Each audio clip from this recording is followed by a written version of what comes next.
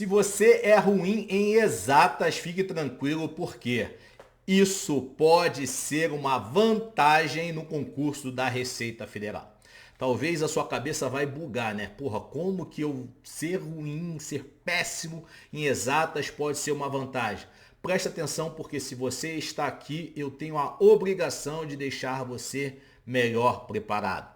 Eu falo isso com bastante tranquilidade porque eu vivi isso tanto no meu concurso de analista tributário como no meu concurso de auditor fiscal. Tenho orientado alunos a conseguirem a fazer isso. Todos aqueles alunos que têm dificuldade em poder fazer a prova de exatas. Demora muito para poder aprender, tá? E se é o seu caso, preste atenção, porque eu vou te dar realmente o pulo do gato. Beleza? Então, mas antes eu peço que você se inscreva, não apenas fique vendo os vídeos, mas se inscreva no canal, porque é importante para mim, mas é muito mais importante para a nossa equipe, porque eu consigo, vamos me resguardar de outras formas. Só que a equipe, ela depende muito da sua movimentação e do conteúdo que a gente tem entregado para vocês, beleza? Então, independente se seu objetivo é auditor fiscal ou analista tributário, a minha orientação vai servir para você. É óbvio que para analista tributário vai servir ainda mais, por quê? Porque eu tenho pregado para você que tem menos tempo disponível para poder estudar e investir no cargo de analista tributário. Porque eu visualizo, aqueles que querem ser auditores fiscais precisam ter ou mais tempo de estudos para poder se dedicar ou já ter uma bagagem pretérita para poder facilitar o processo. Beleza? Então vamos aqui para a tela que eu vou trazer por A mais B tudo aquilo que eu estou dizendo, tá? Mas enquanto eu bebo meu café, coloque aí nos comentários se você acredita que isso, ser ruim em exatas, é uma vantagem ou uma desvantagem, tá? Eu vou comprovar para você que pode ser uma vantagem. Vou pegar aqui uma cor preta. Vou pegar preta. Cor preta, né? Então, vou dar um exemplo. Não, mas antes vou contar aqui o meu exemplo, tá? No meu caso, eu não sou bom em exatas, tá? Não sou bom. E eu percebi que para que eu pudesse ficar bom, eu deveria investir muito mais tempo, tá? E isso também não me dava a garantia de que eu ia gabaritar a prova de exatas. Eu fiz um cálculo bem simples. No meu concurso, por exemplo, de auditor fiscal, eram 20 questões de raciocínio lógico, matemático e estatística, e eu tinha que fazer 40%. Então, de 20, eu era obrigado a fazer 8. Agora, no concurso é muito mais fácil, você precisa fazer apenas uma, tá? Então, assim, 8 questões de 20. Para quem é ruim de exatas, isso é bastante complicado. E eu utilizei exatamente essa técnica que te facilitou bastante, tá? Eu comecei a entender de todo o universo de raciocínio lógico matemático qual era o menos pior, tá? E para mim, o menos pior era matemática financeira, a parte de estatística descritiva e a parte de matemática básica, ou melhor, a parte de raciocínio lógico, a minha era bem tranquila, raciocínio lógico, e a parte de matemática básica, que mais caía. Eu percebi o que mais caía, que era o quê? Probabilidade, junto com teoria dos conjuntos,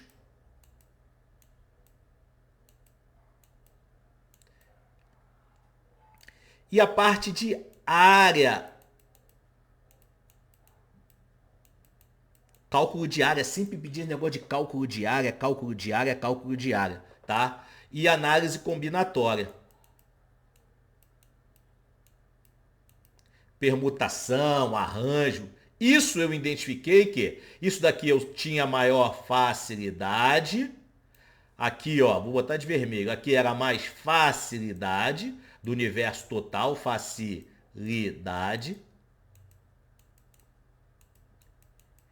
E esse daqui verdinho, matemática básica, que é o terror, mais caía.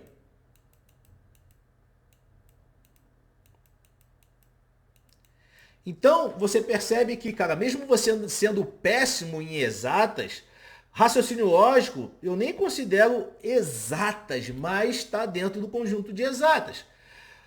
Estatística descritiva, bem tranquilo, não tem muitos cálculos, é mais conceitos. Matemática financeira tem conceito, tem cálculo sim, só que eu conseguia entender que era o que? É o movimento do dinheiro no tempo. Você jogava o dinheiro para frente, jogava o dinheiro para trás, você trazia do futuro para o presente, do futuro para o passado. Eu consegui entender a lógica. Então, para mim, né, por mais que seja algo bastante complicado, para mim era fácil, tá? Fácil é entendível, né? O grande problema é quando você não entende. Então, assim, mesmo não sendo bom em exatas, sendo péssimo, o que eu fiz? Eu foquei energia nessas disciplinas, eu tinha que fazer 8 questões de 20. Na minha prova, eu fui exatamente selecionando ali quais eram as questões acertáveis. Logo de cara, eu já consegui fazer 9 questões. Consegui fazer 9 questões logo de cara, tá? E aqui é importante você entender que prova da Receita Federal, prova da área fiscal como um todo, você precisa fazer as questões em 3 minutos. 3 minutos, tá? Este é o padrão de acerto em questões. Se você estiver fazendo mais de 3 minutos, você está fora do padrão de prova. Então, entender fazer a prova te ajuda na sua aprovação.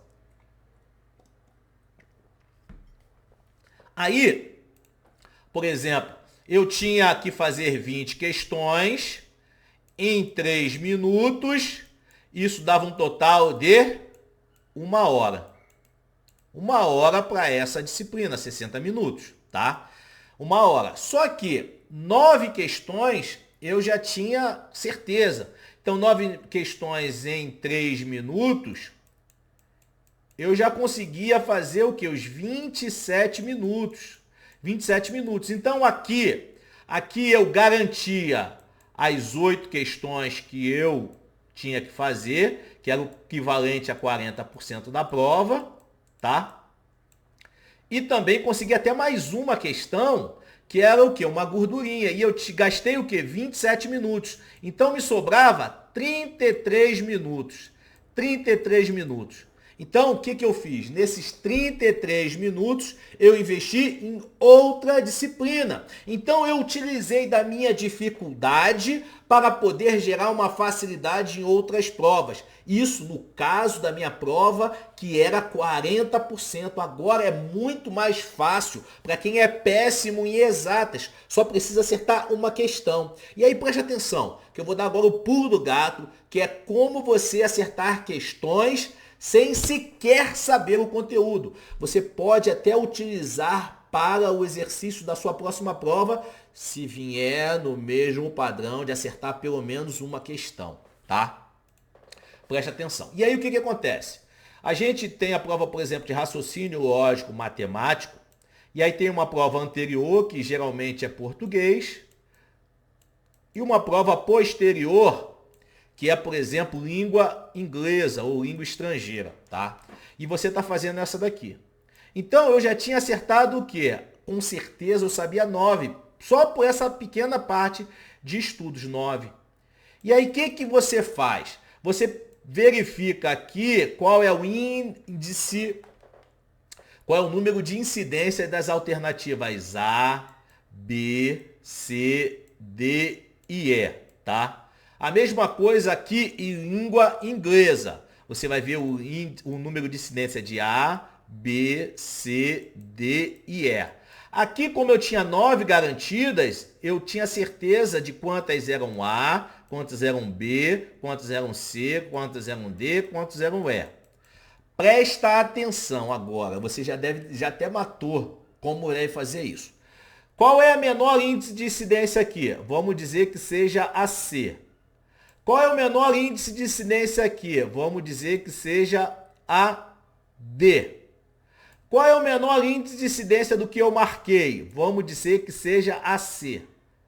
Menor índice de incidência. Das 11 questões que sobram aqui, Qual que eu vou marcar? De cabeça, C. E o que eu fiz? De 9 questões, vou botar em verde porque isso aqui foi maravilhoso, de 9 questões eu pulei para 13 questões da minha prova, que 13 de 20. Então, mesmo sendo ruim em raciocínio lógico, matemática e estatística, eu fiz 65% da prova, tá? Isso aqui eu contei meu caso. Aí, Jefferson, tá falando meu caso. Agora a prova da Receita Federal é diferente. Sim, é mais fácil, cabeção. Presta atenção que eu vou te explicar. É muito mais fácil. Na minha época era 40%. Para você tirar 40%, você tinha que estudar até mais. Agora você nem precisa estudar. Você nem precisa estudar. Porque se você aplicar esta lógica aqui, ó, disciplina anterior, a do raciocínio lógico matemático. Disciplina posterior, menor incidência.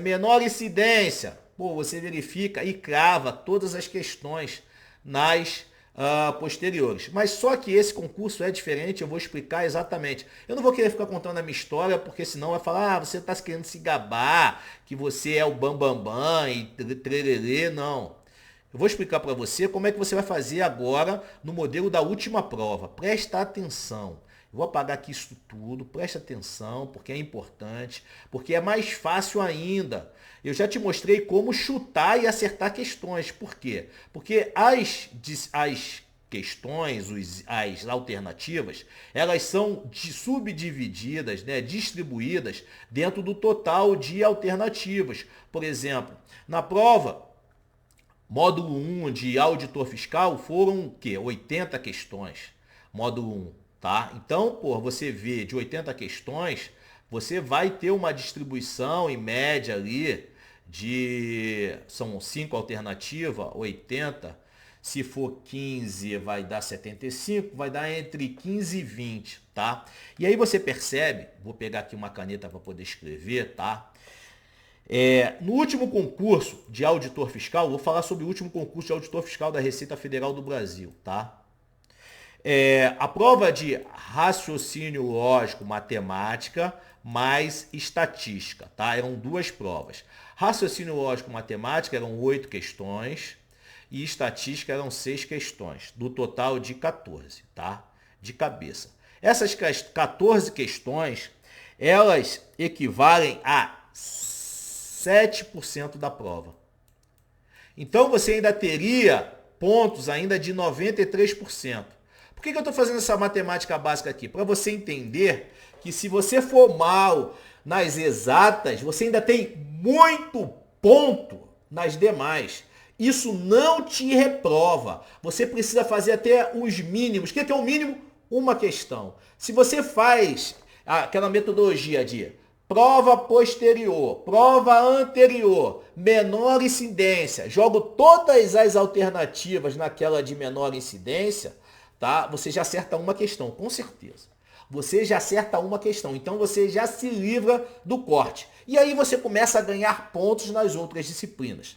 Preste atenção, vou te mostrar matematicamente que isso é possível e bastante orientado para quem é ruim em exatas, tá? Já analista tributário da Receita Federal do Brasil, a prova de raciocínio lógico, matemática e estatístico, elas tinham o quê?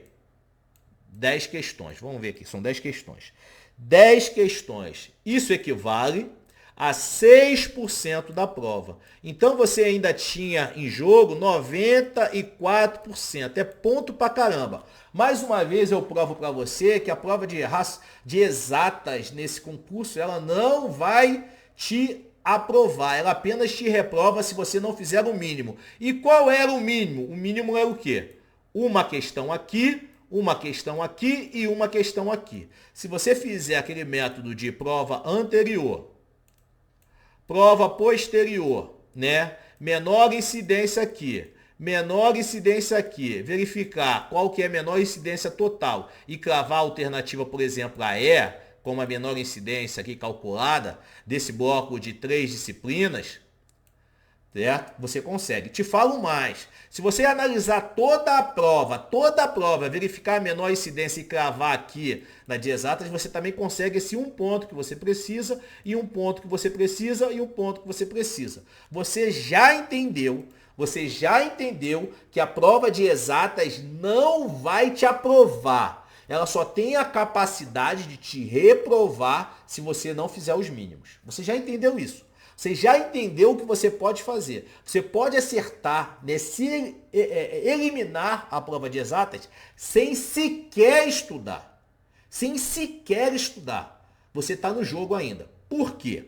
Vamos lá, vou te explicar matematicamente, porque a matemática não é blá blá blá. A matemática é matemática, tá? Auditor fiscal, aqueles que estiveram dentro das vagas, olha só, gente, é dentro das vagas. Dentro das vagas do último concurso, que são os 230. Quem ficou dentro dos 230 fez exatamente o quê? 65% da prova.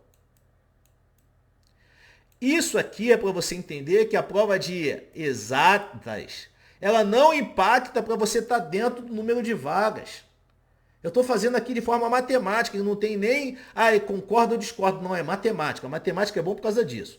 Analista tributário, analista é mais fácil ainda, por isso que eu falo, cara, é muito mais fácil estudar para analista dentro do número de vagas, que eram 469, você precisava fazer exatamente 57% da prova. E aí você percebe que, cara, o que é 6% dentro que você aqui ainda teria, vamos dizer aqui, 43% para jogar no lixo, vamos dizer aqui. Aqui você teria ainda 35% para jogar no lixo.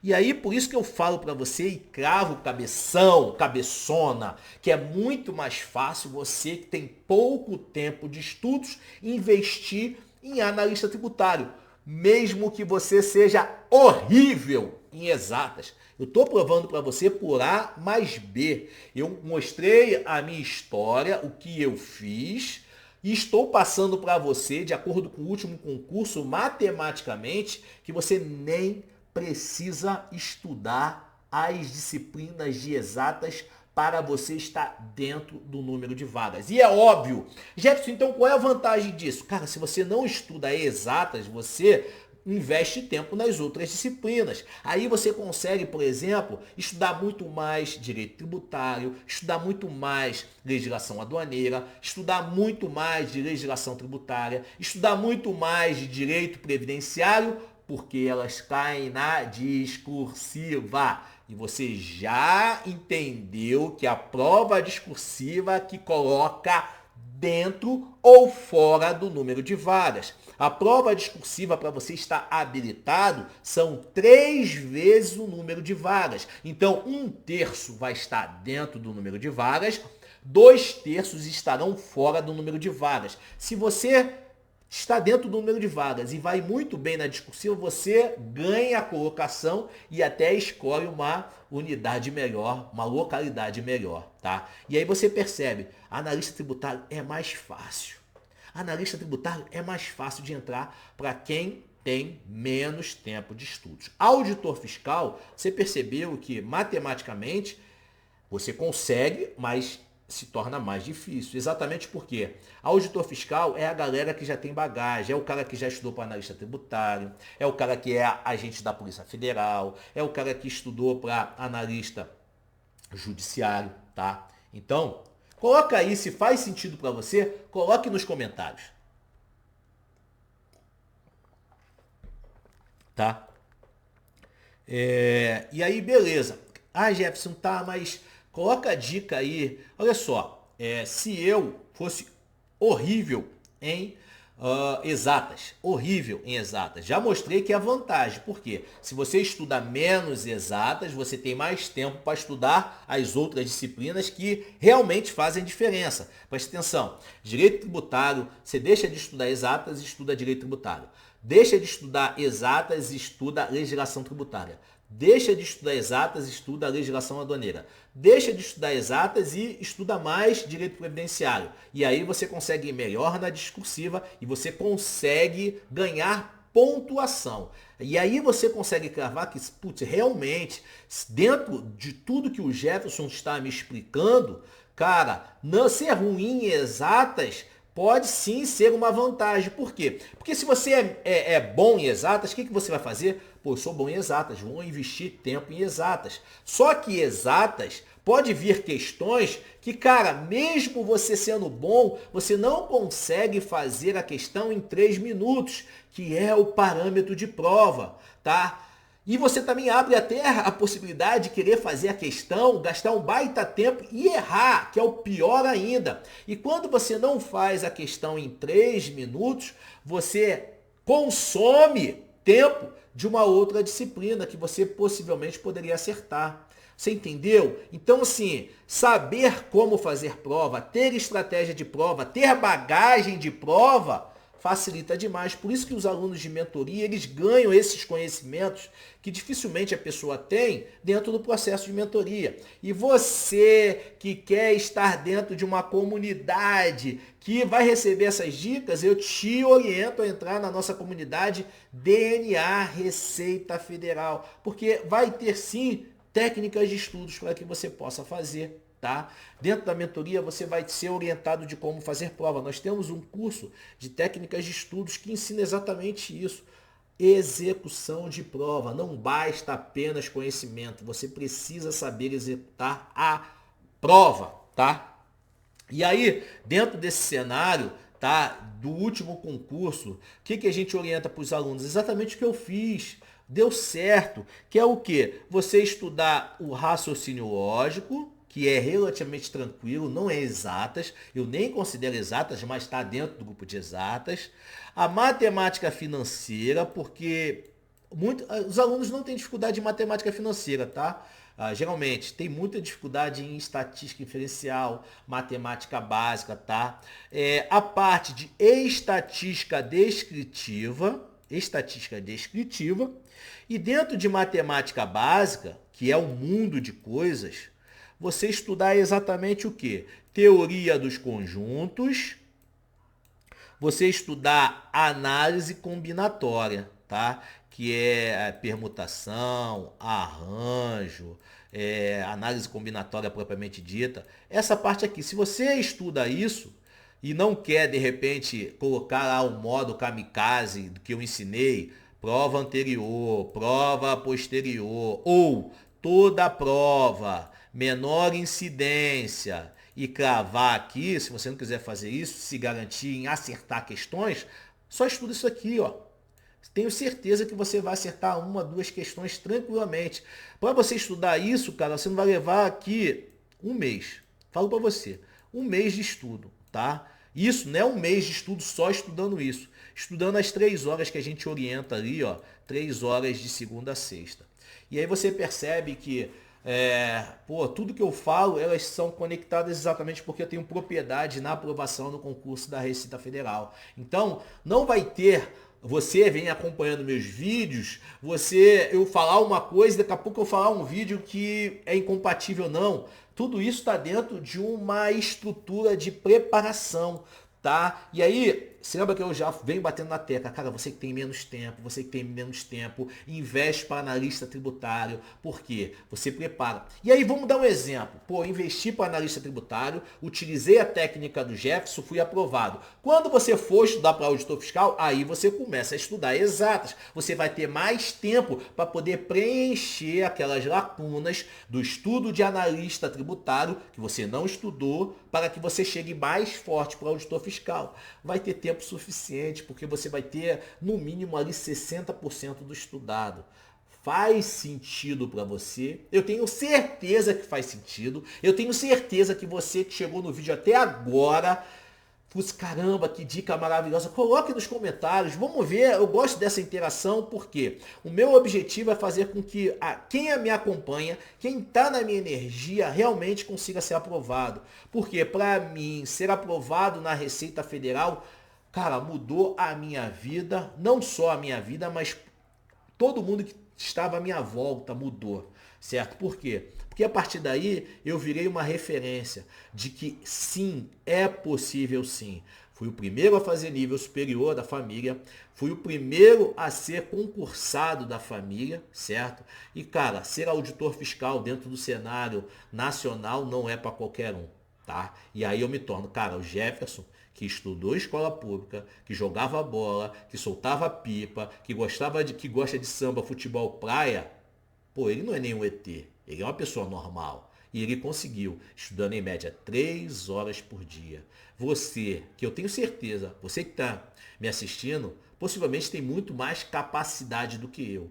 Talvez falte o quê? Falte aquela noção de que realmente você é capaz, que realmente é para você. Então continue vendo os nossos vídeos, compartilhe os nossos vídeos se a nossa mensagem faz sentido para você.